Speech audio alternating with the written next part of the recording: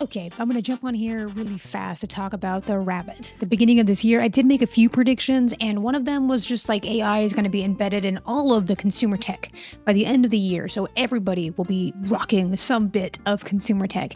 My prediction has got here way too quick, and I want to talk about the newest piece of consumer tech, I suppose, that is coming in hot with AI companionship. So let's get into it. And if you don't know, I'm talking about the rabbit. This thing just launched and it's being marketed as your pocket companion. And it's been confusing a lot of people because there's not really any rhyme or reason to what it is and what it's going to do. And then a 30-minute keynote dropped, which also explained a lot, but not everybody watched it. But the promotion video within it is still just as confusing. And if you go to their website, you still don't get a lot of insights. But let's not start out with the negative, because I think it's really cool that this company is trying to sell an actual product without a subscription. That's really unique. Because if you recall in my guest video, right, my prediction video, I did predict that subscriptions were also going to skyrocket and continue to be sort of the norm.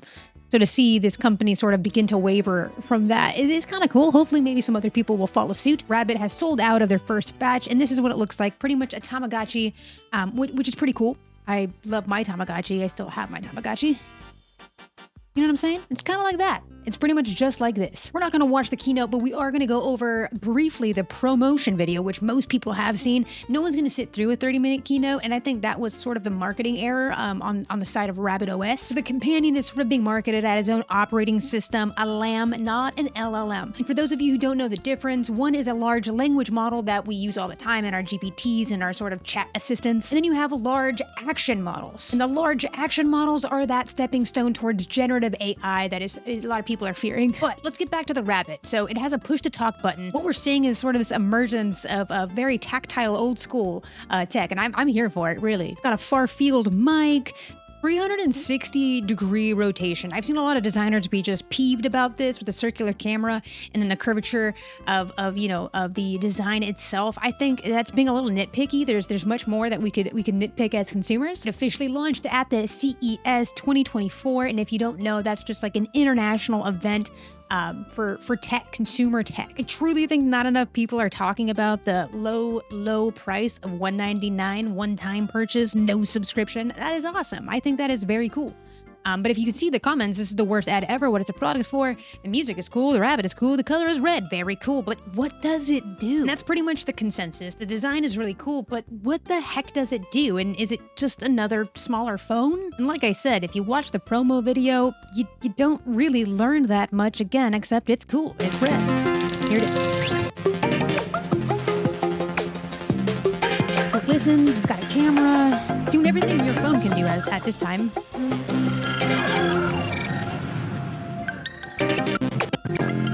So yeah, it's your pocket companion, and it's definitely not a smartphone. And unlike a lot of people, I actually watched the keynote, at least 95% of it, and it wasn't that impressive because there was a lot shown, but there was a lot that wasn't shown. At one point, he attempts to schedule a whole trip, travel, but as he's doing it, he doesn't really show us the end result. Because there's a lot of technical stuff that go into there about layovers, price, accommodations, and it's all done matter of fact. I just don't see that as an actual application. Many of us folks are going to want that kind of control over that. So I'm still kind of confused on how we're integrating these LAMs, right? These large action models into consumer tech. I'd love some more examples of how this is done successfully. But if I'm totally missing the point, let me know in the comments, because I watched the product video, I watched the launch video, and I've seen some other examples. So am I missing something here? And I'm not the only one who feels like maybe I'm missing something here, because there's a lot of people that are commenting like, aren't there products that are currently doing this? So either this was one big marketing mishap, I guess, from the Rabbit team, or we're missing the point. And I think hopefully it's the latter. I'm not sure. But as this user points out on X, pretty confident Apple is way ahead of us, has been building the whole device infrastructure already, and will sweep the floor with their AI once it is deemed worthy.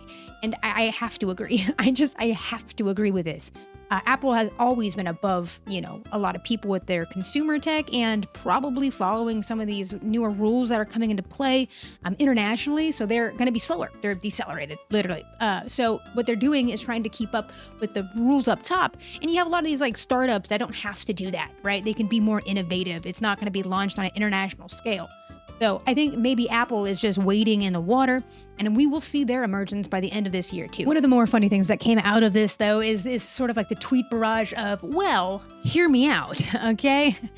So here's a few of those. This user says, okay, hear me out. We're going old school. Why not just go all the way back? I mean, this is it, right? It's your R1 with a clicky keyboard. Thought that was pretty funny. This user said, well, you know what? You can use Figma now in your pocket. Now you can start designing anytime, anywhere, which is funny because, again, this product has been shipped as something that you don't need apps for, which, again, is kind of confusing considering a part of the product video, he was on his laptop connecting applications to it. So the whole launch kind of felt a bit sloppy. I'm not gonna lie, but I think it's a really cool product, really cheaper than all of the other competitors I mentioned in my prediction video. No subscription model. Is that a viable business model?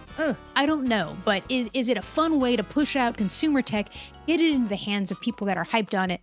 Yes, I think yes.